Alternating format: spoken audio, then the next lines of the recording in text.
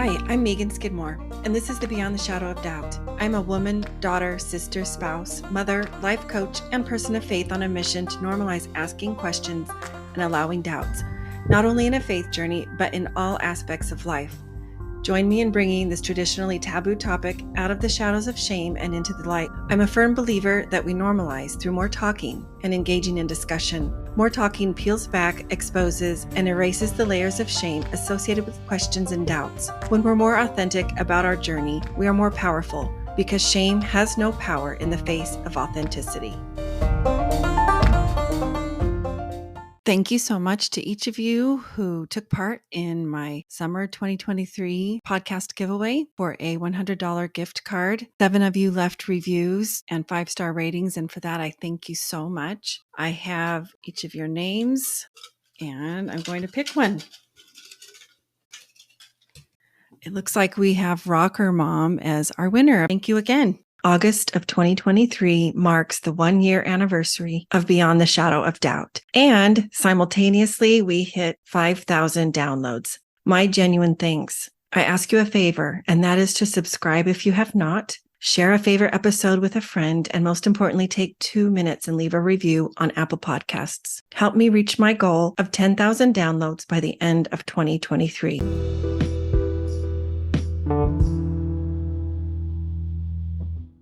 Born a South Pacific Islander into a large family of the LDS faith, Inoke was known as a mama's boy. When you have many brothers, one of whom plays for the NFL, and lots of male cousins, coming out as a gay man is not easy. Inoke is a trailblazer among his family, faith community, and South Pacific Islander community.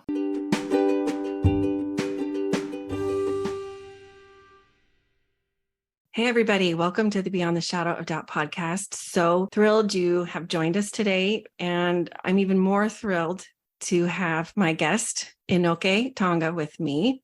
This is kind of a surreal moment for me. I was first introduced to Inoke through a previous podcast. I think it's been several years now. So it was, I think, through the Faith Matters one. And I was pretty early on in my journey as a parent of an LGBTQ plus child. So this is a really cool moment for me, Inoke, to have you here. Welcome. And thank you for taking time out of your schedule. Really cool story. So after I was introduced to Inoke through the Faith Matters podcast, about 1.5 years ago, I was returning, or it was a few days after returning from the Lift in Love Mother's Retreat that was held in Utah. And I had my sweatshirt on that was the theme of our conference that said their mothers knew it.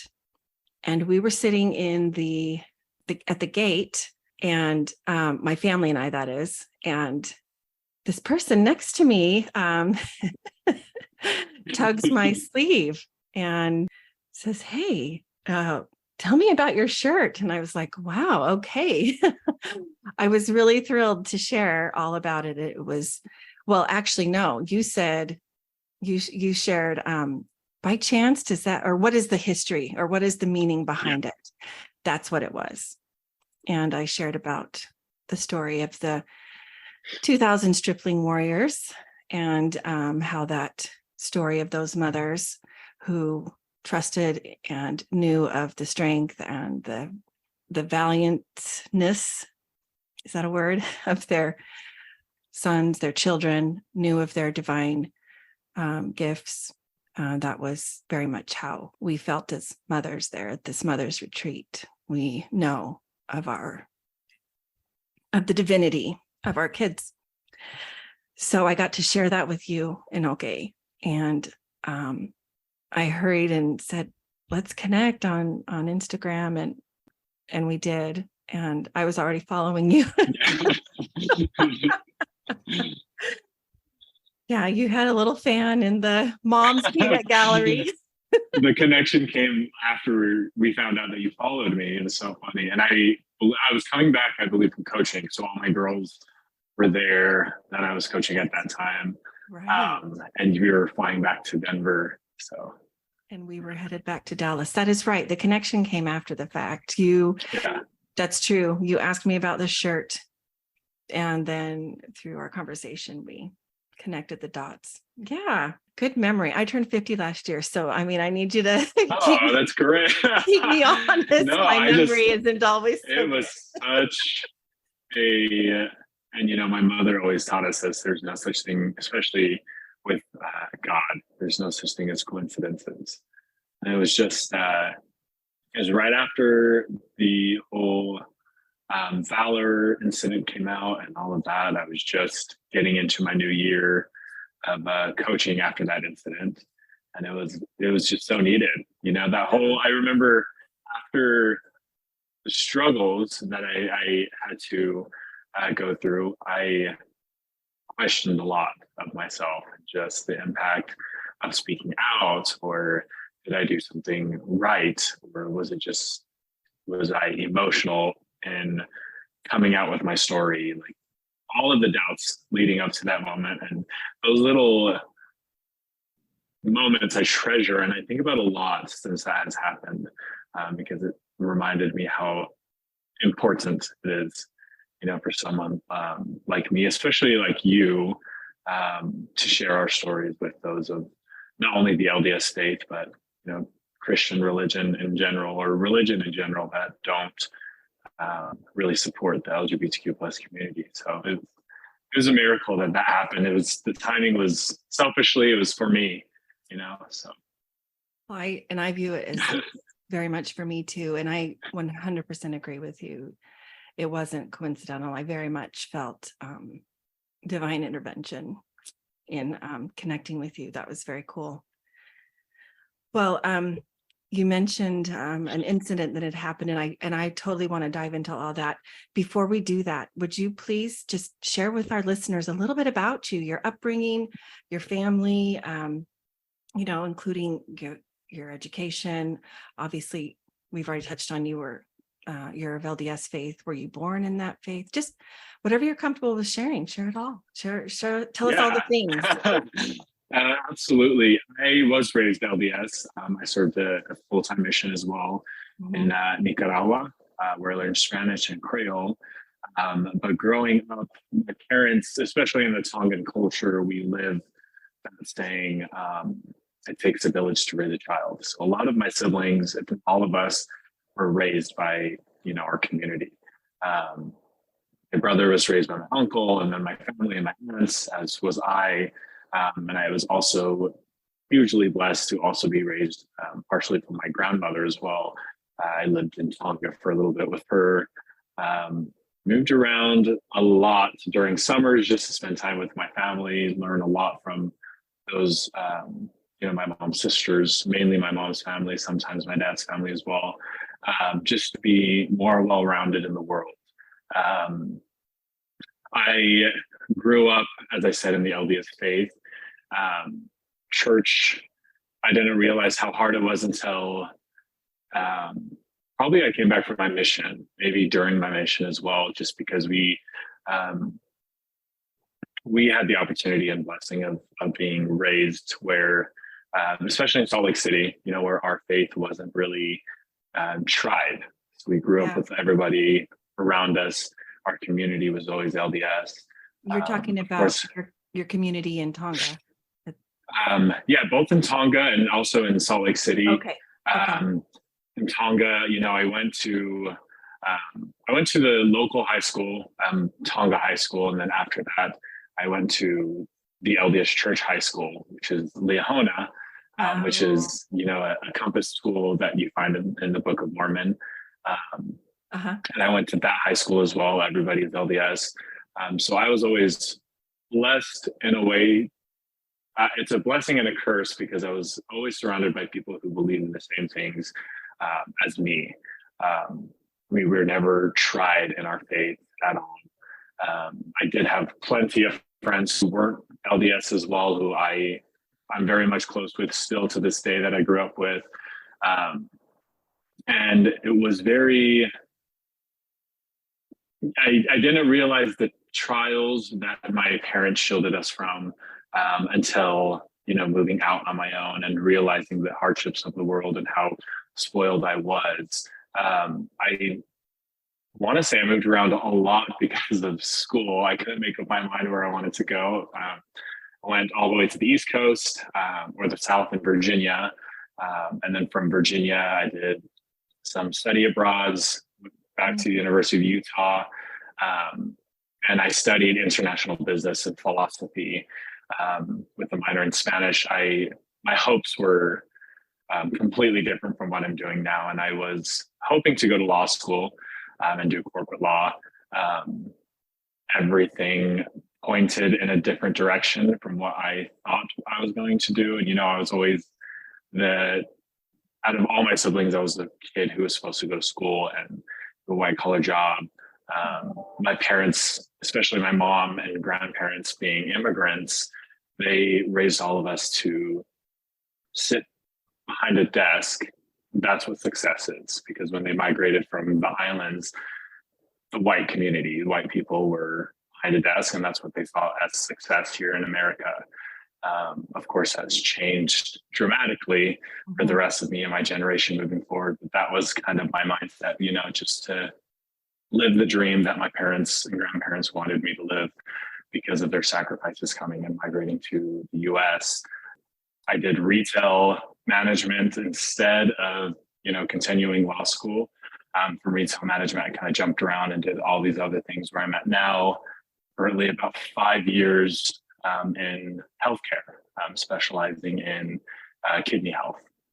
So I do that full time and have done it, as I said, for about 5 years. For the past 10 years as my side job, I've been coaching. So I started and helped build the program in Utah before I left for the boys volleyball.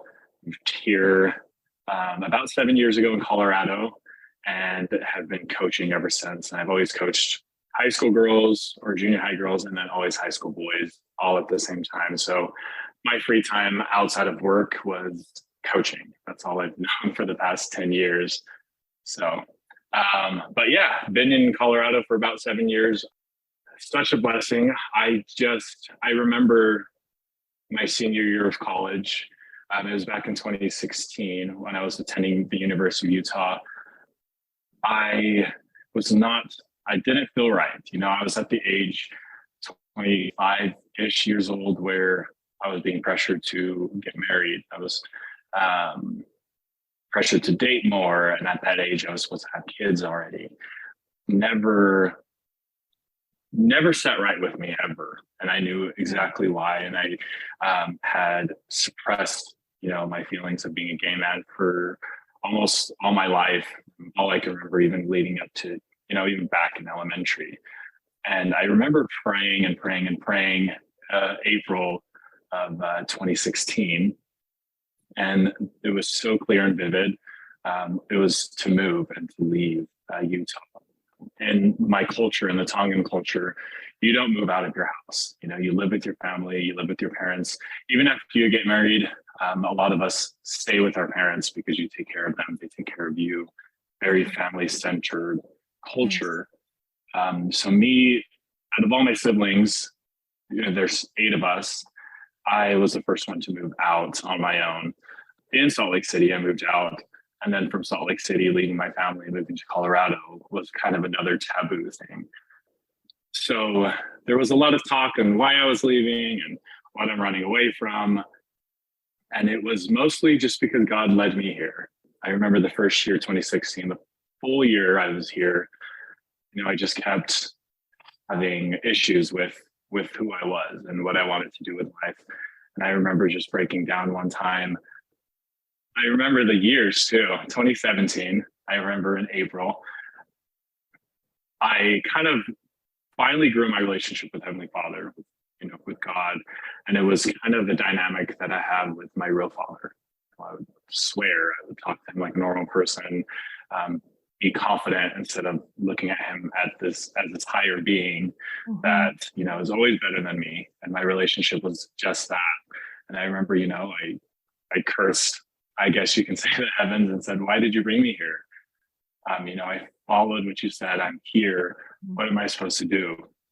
And I remember feeling comfort, but at the same time, I felt so much fear because the comfort came from the answer in my heart. I just felt it was such a vivid and loud voice that I needed. It was time to be honest with myself and honest with Heavenly Father, meaning, come out. I needed to be honest and tell people that I was gay. It was so relieving, but at the same time, I was so scared, very frightened. And I did it in a way that made sense to me. A lot of people don't need to come out, but for me, I had such an online presence even at the time, and I had moved away from all of my friends and family.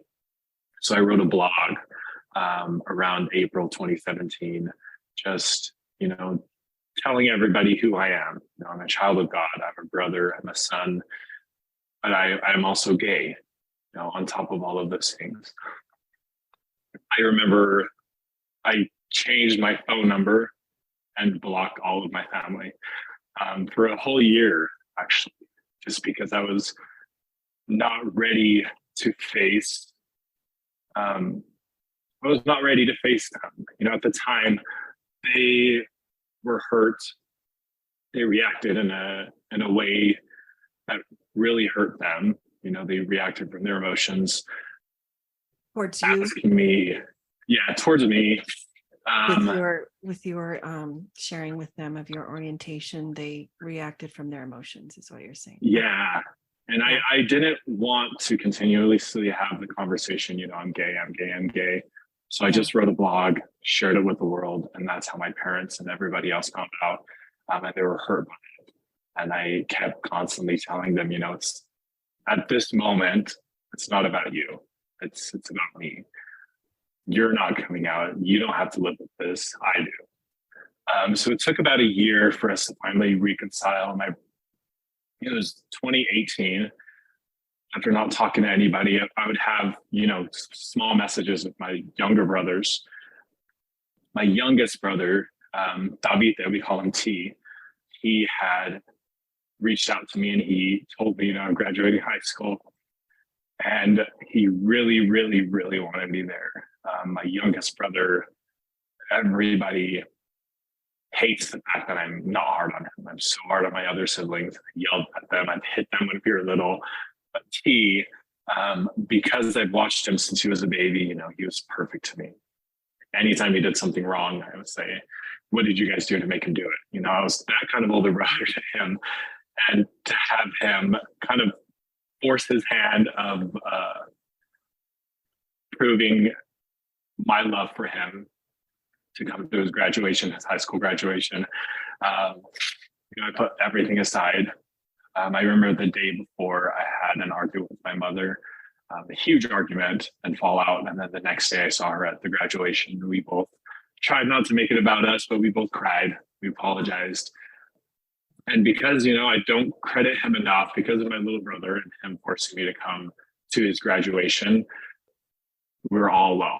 My relationship with my father after coming out, I was always a mama's boy.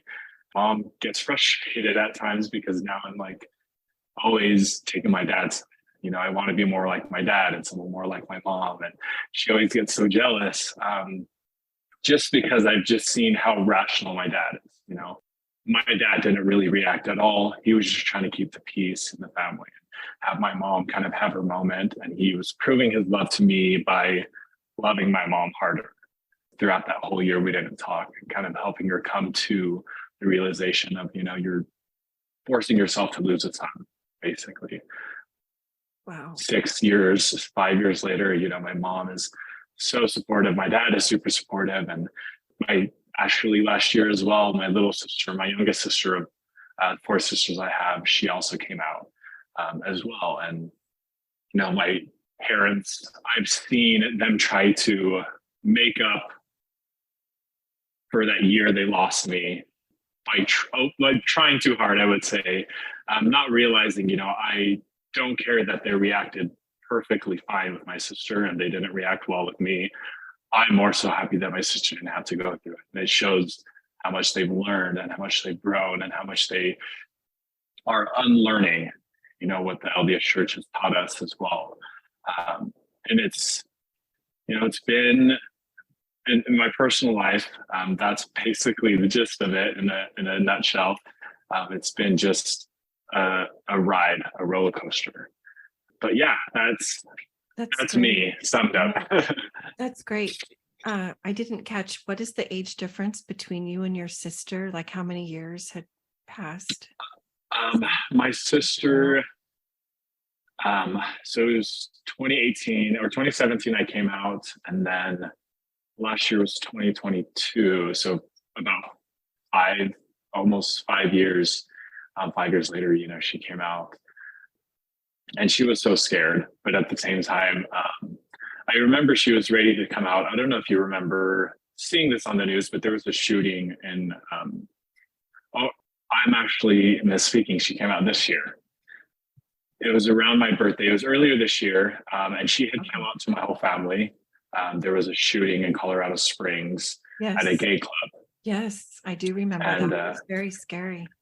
Yeah, and my sister had just came to visit me in Denver, and we were having this conversation about, like, for those who think it's a choice, why would we put ourselves constantly in danger and fear of going to somewhere, where we literally were and enjoy ourselves and be surrounded by people who just are carefree and trying to, just love. And she was so frustrated, and I had made a post about my frustrations with it. And my sister was like, can you please just tag me and let everybody know, I'm at her. And I believe what I worded in my post was, I was blessed with a sister to go through this trial of being LGBTQ plus with her alongside, because she is my best friend out of all my siblings. I love them all. Sia, my sister, is my best friend out of all of them. And I am blessed. Heavenly Father blessed me with, my best friend to ride along with me. So I'm not alone, and she didn't have to be alone. And that was kind of her coming out post as well. And that was 5 or 6 years actually later, because it was this year. And she is just, having these past years watching her just be in a bubble and not be herself. And then the turnaround from this year, from February until today, she's just a light, and she's just being carefree, being loud and loving and bubbly. It's just a huge weight off of her shoulder. And I'm just so glad, my family welcomed her. They didn't even turn their heads and even question anything. They just, nothing changed. And I, as much as I wish that that was the reaction I got, I'm actually happy that I got the opposite reaction, because, my parents and I lived, I think when we come out, we forget to also give grace to our family members. I came out when I was 27, up to 27 years. I denied myself who I was, and I had to figure out and try to live and unlearn everything. So just as I had to do all of those things, my family as well had to do all of those things too. So that's something I learned coming out, is we both have to give each other grace and love when it comes to, understanding these things. This is such a tragically beautiful, coming full circle story. I mean, if this were a movie, wow, you've touched on all of the things, all of the emotions, the peaks, the valleys, the lows, the highs, I don't know, for lack of a better word, that family dynamic that can really be what pulls or even tears at the heartstrings in this journey. And bless you for saying we forget to extend a little compassion to our family members. That's big of you to say, considering you're the one who is the recipient of, a lot of the hate, the discrimination, the biases, the putting into a box that really isn't yours. And what a blessing that has been for your sister to be able to have you kind of pave the way in more ways than one for her to find a little more safety in her journey. And my heart goes out to you both. That Colorado shooting affected many of us. I was affected as a parent. Thank you. I remember, to your point, I remember my mom, she said this, I think about 2 years ago. She came and visited me. And that was her biggest thing that she had to come to terms with. She had expressed, like, I don't care who you love. Your life is more important. But she had mentioned how scared she is, a lot of the time. These past couple of years, she's always just like, are you coming home yet? Like, are you going to come back to Salt Lake and live with us? Especially with, the riots and everything happening and shootings, like as a parent, I can't imagine what you guys go through, loving what we're embracing and how we're coming into our own, but also just fearing the world that we live in as well. And just watching your child not having control over what goes on, what occurs towards your child. So. Yeah, that is a very scary reality for many parents. And I'm friends with many fellow LGBTQ plus parents that express similar deep concerns for our children's safety. So thank you so much for sharing that and contributing to this discussion of normalizing faith journeys that don't, it's not a one size fits all. They are messy, they're complicated, and they're also beautiful. I caught when you said your relationship with God shifted and it became more real and you could feel that difference. I mean, how beautiful is that?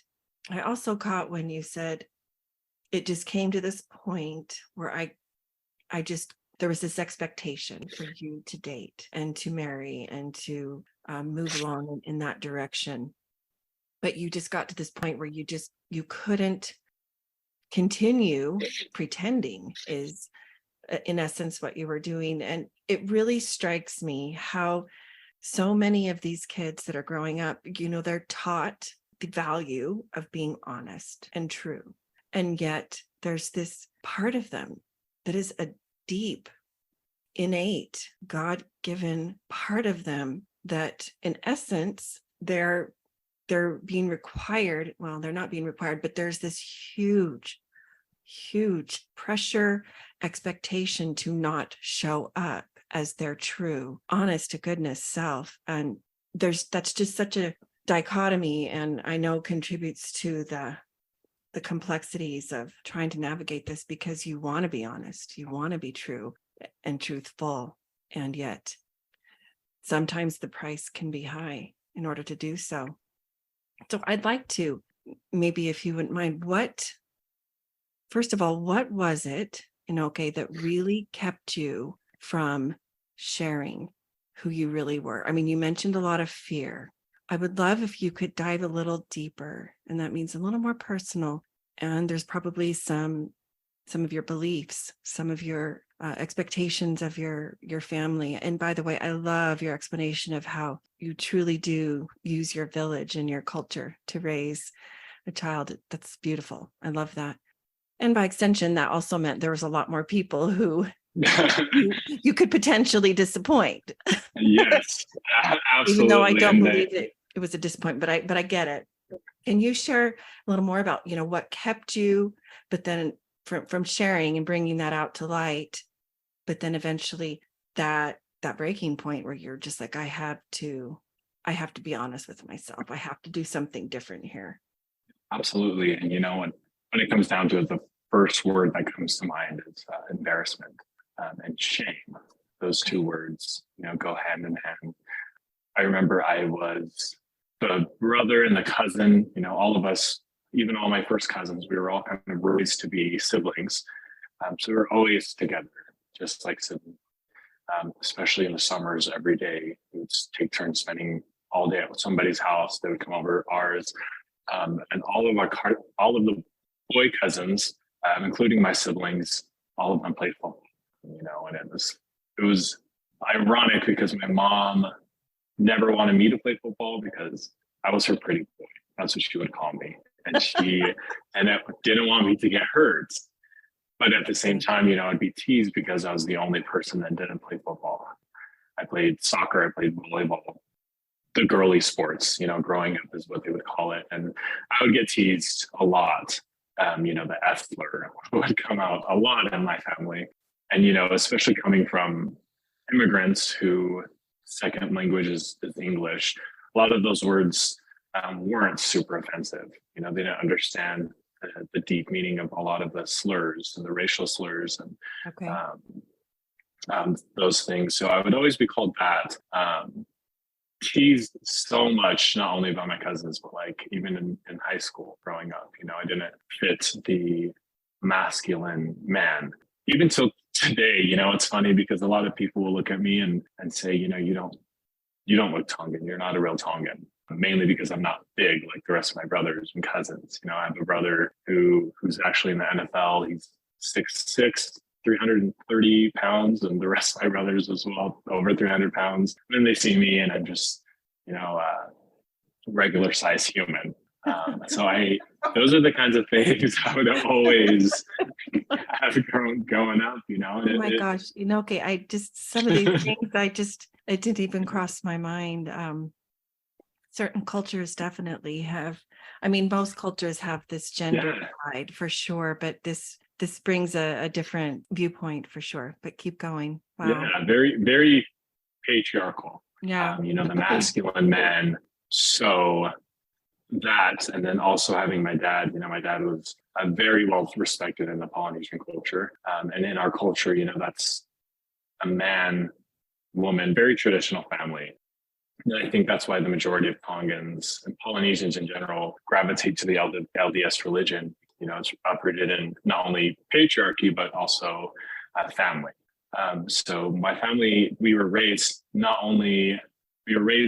kind of half Tongan, half American. So we never really had a set culture within our house. It was just whatever, basically what the church, the LDS church culture was, mixed in with the little things. So I was always shamed, being the girly one or being the person who wasn't into what the boys were into. My cousins would go outside and throw the football.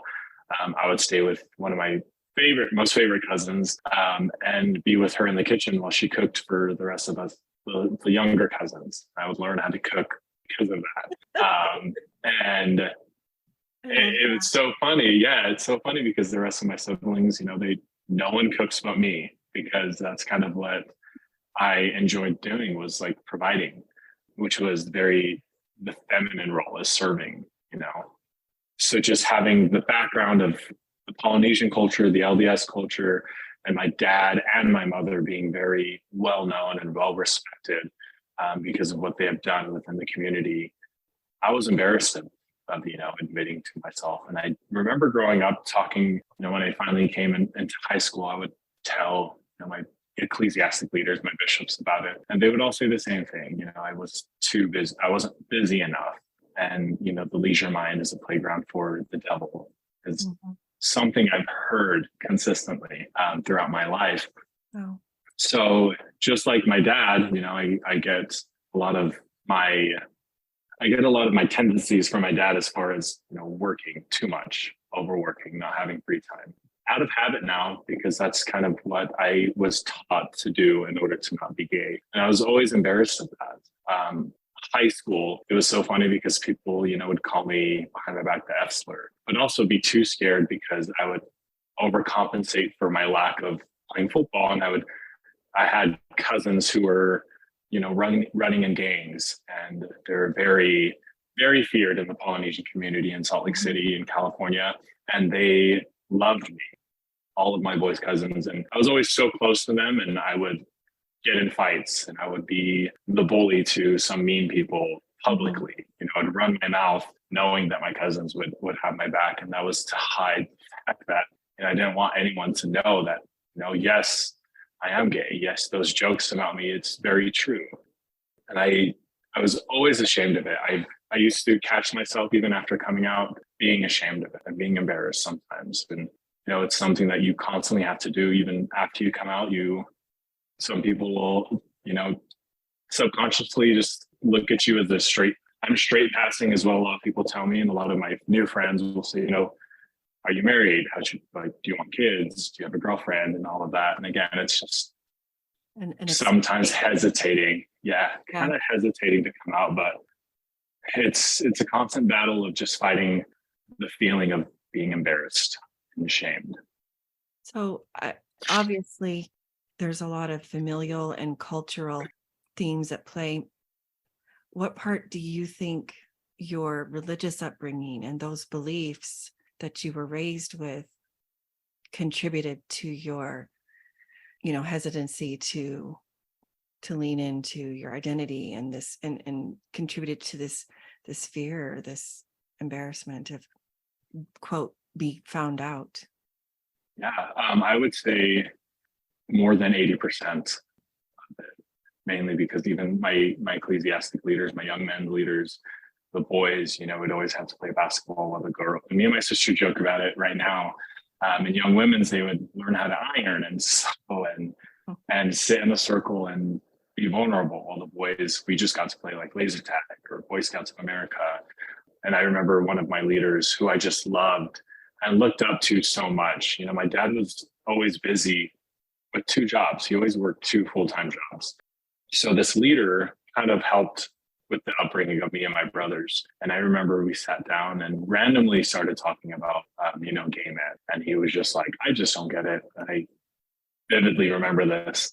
We were sitting at the table and he's just like, put all the gay men on one island and they're going to be extinct. They're not meant to be together because they can't procreate. And when he said that, in my mind, I just remembered, he's right. Like, put me on an island, so I need to get married, procreate, be with the girl. If it was meant to be, then why is his statement true? And I remember always playing that. Even on my mission, I would play that memory in my mind, and replay it and replay it and replay it. Again, especially because he had a lot of weight to his words because of how much I loved and looked up to him. So, these people in my life who were specifically ecclesiastic leaders in my faith, they played a huge role on why I was ashamed and why I was embarrassed to come out. Wow. I am so sorry that was told to you. Yeah. Here's the thing. If people really wanted LGBTQ folks to be extinct, then you'd have to, outlaw heterosexual marriage. Yeah, exactly. Relations. I mean, they are humans. They are people, and God is going to continue to send them to our families. I believe they have so much to offer and to teach us and to give. And just FYI, growing up in the LDS faith, I never thought it was fair how the boys always got to do the fun stuff. Wow. I mean, I never understood why my brothers got to be a member of the Boy Scouts, but I wasn't encouraged, or it wasn't, really much of an option to be a part of the Girl Scouts. Oh, for sure. Yeah.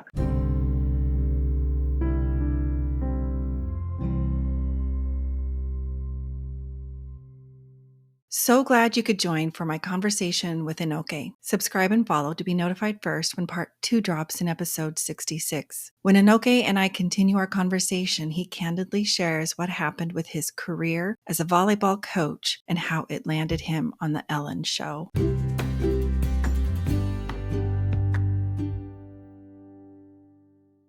Hopeful Spaces is a monthly parent, caregiver, and ally support group facilitated by Megan Skidmore Coaching. To join is free. Simply send an email to chc@dallashopecharities.org. Visit meganskidmorecoaching.com, where you can find this podcast as well as additional free resources. Check the podcast show notes on any platform for links to sources cited. Follow me on Facebook or Instagram for more and to send me a DM. To help the podcast grow, please follow, rate, and review, as well as share it with a friend. Beyond the Shadow of Doubt is a proud member of the Dialogue Podcast Network, which is a part of the Dialogue Journal found at dialoguejournal.com/podcast network. Founder Eugene England was a Mormon writer, teacher, and scholar who wrote, "My faith encourages my curiosity and awe." It thrusts me out into relationship with all creation and encourages me to enter into dialogue. My hope is that this podcast is an extension of that vision. Thanks for being here. Until next time.